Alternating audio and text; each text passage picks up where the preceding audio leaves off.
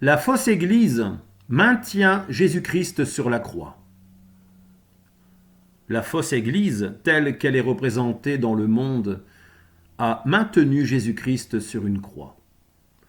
Elle a aveuglé les esprits en marquant la mort de Jésus plus que sa résurrection, empêchant ainsi les gens de connaître la vérité, de recevoir le salut, la vie éternelle en Jésus-Christ, notre Sauveur et Seigneur ressuscité. En laissant Jésus-Christ sur la croix, elle condamne ainsi le monde par la malédiction, oui, puisqu'il est écrit « Maudit est quiconque est pendu au bois » dans Galates chapitre 3, verset 13.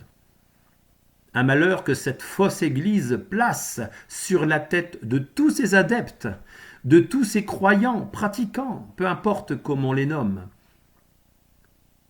En montrant la mort de Jésus-Christ, avec ses souffrances, les images de la croix, au moyen de sculptures par milliers, de tableaux en quantité innombrable, elle place ainsi tous les croyants, hommes, femmes, enfants, sous une forme de culpabilité.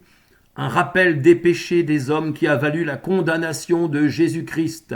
Bref, comme si ces milliers d'images représentées marquaient la brièveté de notre existence, sans que nous puissions saisir le moindre secours, espérer la moindre délivrance, encore moins une quelconque justification.